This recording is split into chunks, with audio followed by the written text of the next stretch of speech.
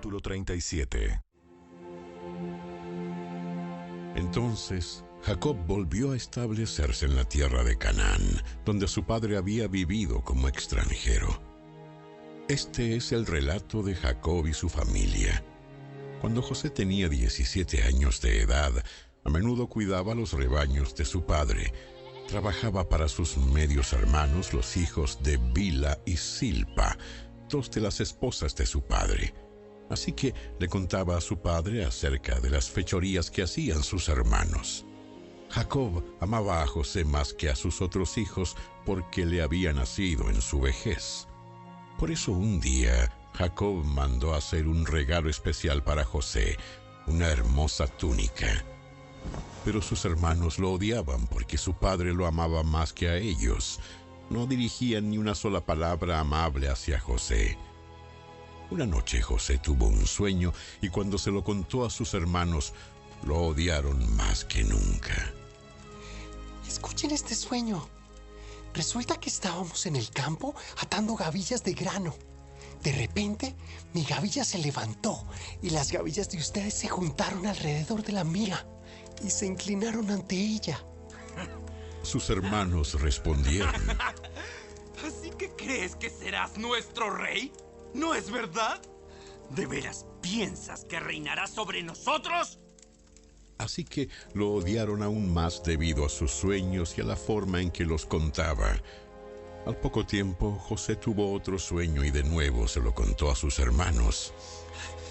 Escuchen, tuve otro sueño. El sol, la luna y 11 estrellas se inclinaban ante mí. Esta vez le contó el sueño a su padre además de a sus hermanos, pero su padre lo reprendió. ¿Qué clase de sueño es ese? ¿Acaso tu madre, tus hermanos y yo llegaremos a postrarnos delante de ti? Sin embargo, mientras los hermanos de José tenían celos de él, su padre estaba intrigado por el significado de los sueños. Poco tiempo después, los hermanos de José fueron hasta Siquem para apacentar los rebaños de su padre. Cuando ya llevaban un buen tiempo allí, Jacob le dijo a José: Tus hermanos están en Siquem apacentando las ovejas. Prepárate porque te enviaré a verlos. Estoy listo para ir. Ve a ver cómo están tus hermanos y los rebaños. Luego vuelve aquí y tráeme noticias de ellos. Así que Jacob despidió a José, y él viajó hasta Siquem desde su casa en el valle de Hebrón. Cuando José llegó a Siquem, un hombre de esa zona lo encontró dando vueltas por el campo. ¿Qué buscas? Busco a mis hermanos. ¿Sabe usted dónde están apacentando sus rebaños? Sí, se han ido de aquí, pero les oí decir, vayamos a Dotán. Entonces José siguió a sus hermanos hasta Dotán y allí los encontró. Cuando los hermanos de José lo vieron acercarse, lo reconocieron desde lejos. Mientras llegaba, tramaron un plan para matarlo. Aquí viene el soñador. Vamos, matémoslo y tirémoslo en una de esas cisternas. Podemos decirle a nuestro padre, un animal salvaje se lo comió.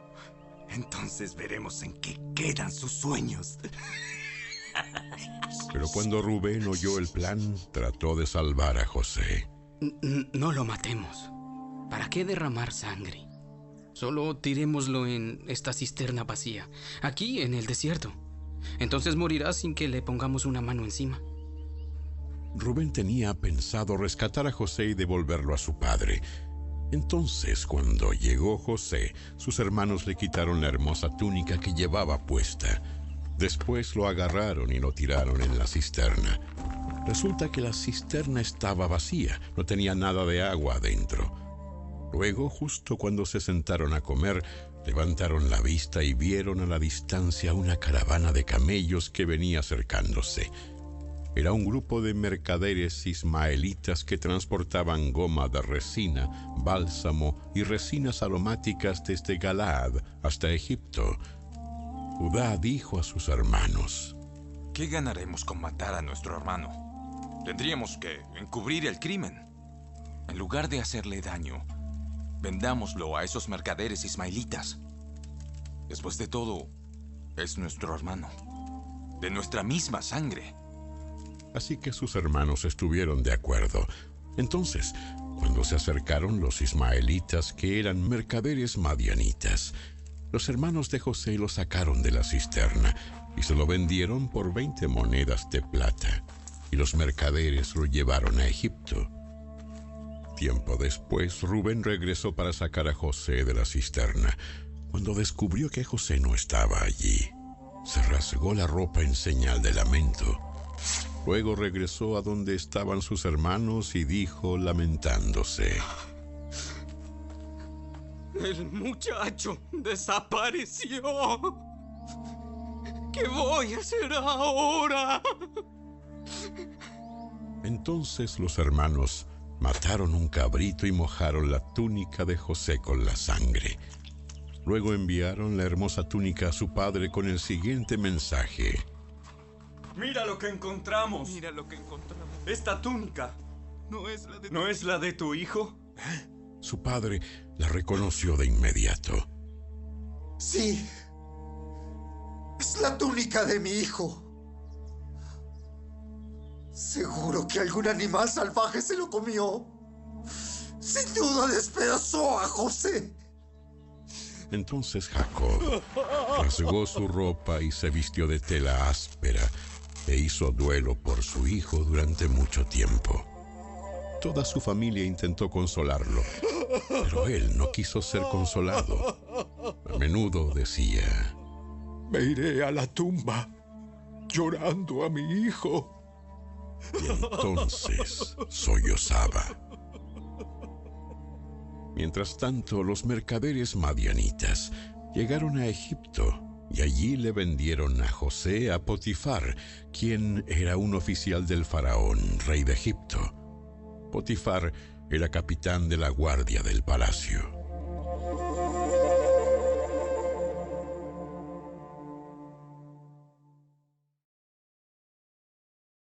Capítulo 38.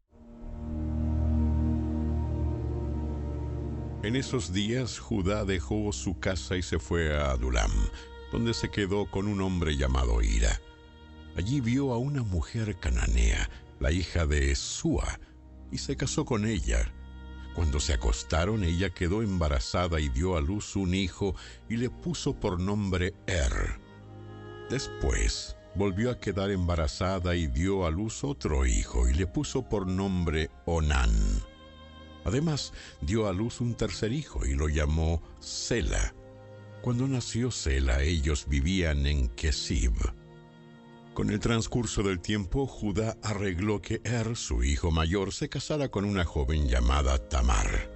Pero era un hombre perverso ante los ojos del Señor, y el Señor le quitó la vida. Entonces Judá dijo a Onán, hermano de Cásate con Tamar, como nuestra ley exige al hermano de un hombre que haya muerto. Tú debes darle un heredero a tu hermano. Pero Onán no estaba dispuesto a tener un hijo que no fuera su propio heredero. Por eso, cada vez que tenía relaciones sexuales con la mujer de su hermano, derramaba el semen en el suelo. Esto evitaba que ella tuviera un hijo de su hermano. Así que el Señor consideró una maldad que Onán negara un hijo a su hermano muerto. El Señor también le quitó la vida a Onán. Entonces Judá le dijo a Tamar, su nuera: Vuelve a la casa de tus padres y permanece viuda hasta que mi hijo Sela tenga edad suficiente para casarse contigo. Pero en realidad Judá no pensaba hacerlo porque temía que Sela también muriera, igual que sus dos hermanos. Entonces Tamar regresó a vivir a la casa de sus padres. Unos años después, murió la esposa de Judá. Cumplido el período de luto, Judá y su amigo Hira, el adulamita, subieron a Timna para supervisar la esquila de sus ovejas. Alguien le dijo a Tamar: Mira, tu suegro sube a Timna para esquilar sus ovejas. Tamar ya sabía que Sela había crecido, pero aún no se había arreglado nada para que ella se casara con él. Así que se quitó la ropa de viuda y se cubrió con un velo para disfrazarse. Luego se sentó junto al camino, a la entrada de la aldea de Enaim, la cual está rumbo a Timna. Judá la vio y creyó que era una prostituta, porque ella tenía el rostro cubierto. Entonces se detuvo y le hizo una propuesta indecente. Déjame tener sexo contigo. Sin darse cuenta de que era su propia nuera, preguntó Tamar. ¿Cuánto me pagarás por tener sexo contigo?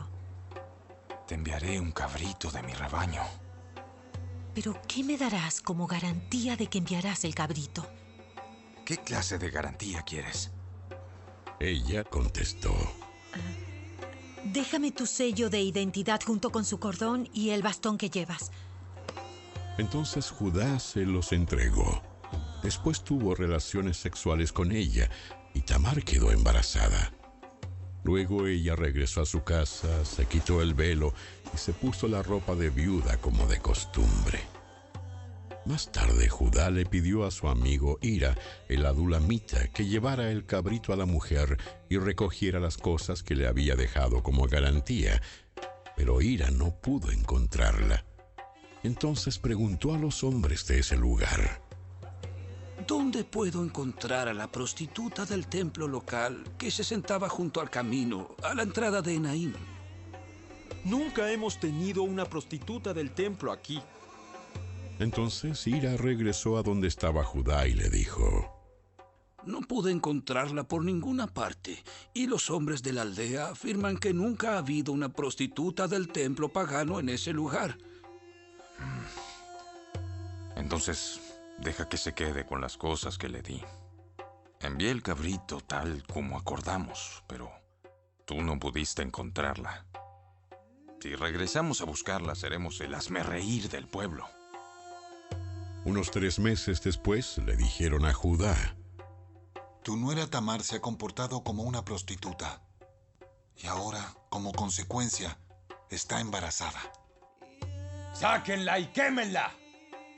Pero cuando la sacaban para matarla, ella envió el siguiente mensaje a su suegro: El dueño de estas cosas fue quien me dejó embarazada. Fíjese bien. ¿De quién son este sello, este cordón y este bastón? Judá los reconoció enseguida y dijo: Ella es más justa que yo, porque no arreglé que ella se casara con mi hijo Sela. Y Judá nunca más volvió a acostarse con Tamar. Cuando llegó el tiempo de que Tamar diera a luz, se descubrió que esperaba gemelos. Durante el parto, uno de los niños sacó la mano, entonces la partera le ató un hilo rojo en la muñeca y anunció: Este salió primero. Pero luego el niño metió la mano de vuelta y salió primero su hermano. Entonces la partera exclamó: Vaya, ¿cómo hiciste para abrirte brecha y salir primero? Y lo llamaron Fares. Luego nació el niño que llevaba el hilo rojo en la muñeca y lo llamaron Sera.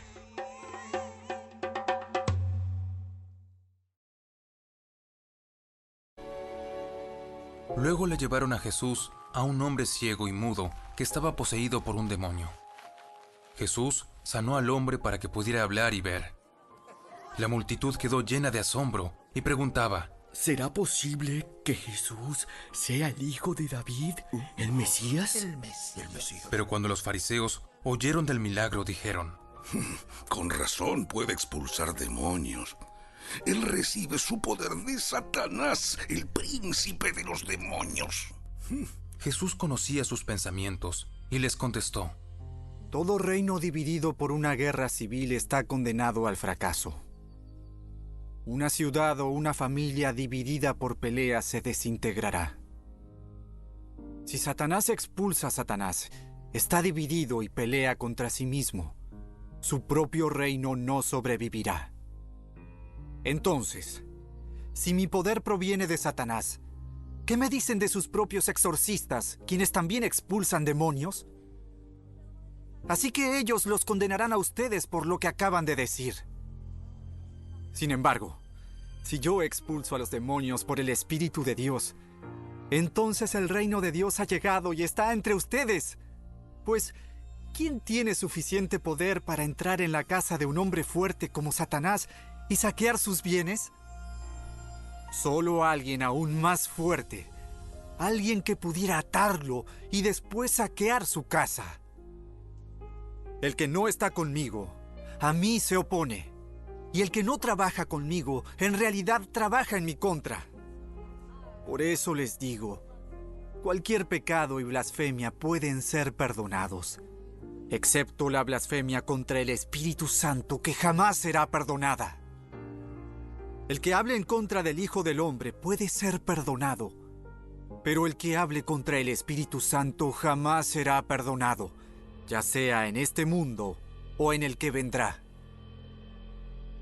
A un árbol se le identifica por su fruto. Si el árbol es bueno, su fruto será bueno. Si el árbol es malo, su fruto será malo. ¡Camada de víboras! ¿Cómo podrían hombres malvados como ustedes hablar de lo que es bueno y correcto? Pues lo que está en el corazón determina lo que uno dice. Una persona buena produce cosas buenas del tesoro de su buen corazón. Y una persona mala produce cosas malas del tesoro de su mal corazón. Les digo lo siguiente. El día del juicio tendrán que dar cuenta de toda palabra inútil que hayan dicho. Las palabras que digas te absolverán o te condenarán.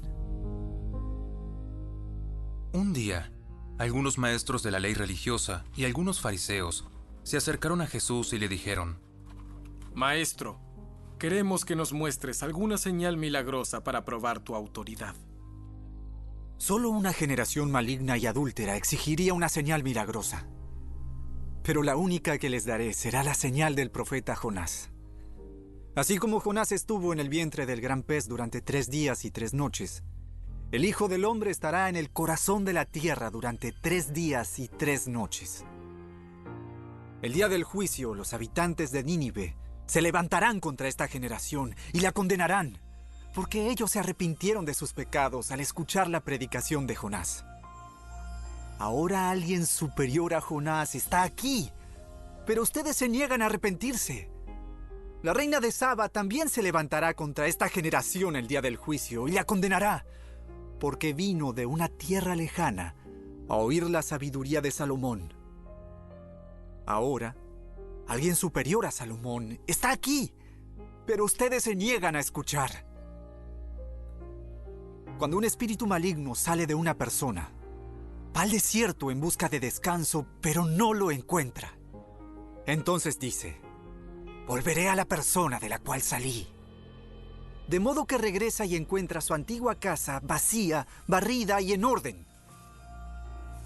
Entonces el espíritu busca a otros 7 espíritus más malignos que él, y todos entran en la persona y viven allí. Y entonces esa persona queda peor que antes. Eso es lo que le ocurrirá a esta generación maligna. Salmo 16.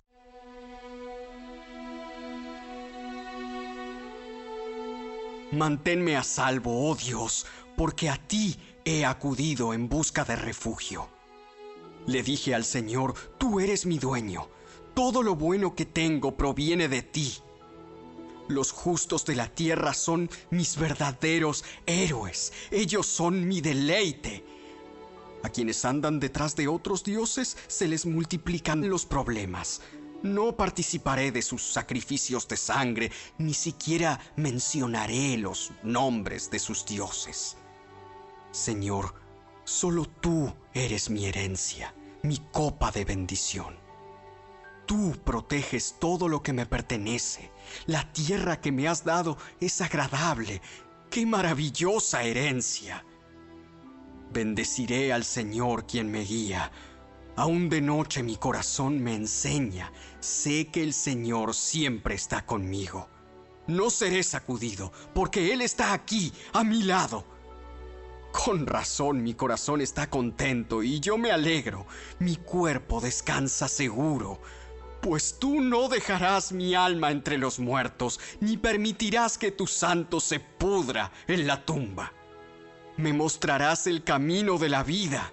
Me concederás la alegría de tu presencia y el placer de vivir contigo para siempre.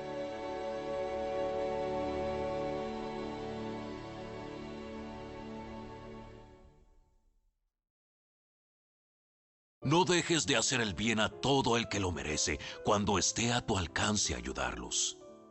Si puedes ayudar a tu prójimo hoy, no le digas, vuelve mañana y entonces te ayudaré. No trames hacerle daño a tu vecino, porque los que viven cerca confían en ti. No busques peleas sin motivo cuando nadie te ha hecho daño. No envidies a las personas violentas, ni imites su conducta. El Señor detesta a esa gente perversa. En cambio, ofrece su amistad a los justos.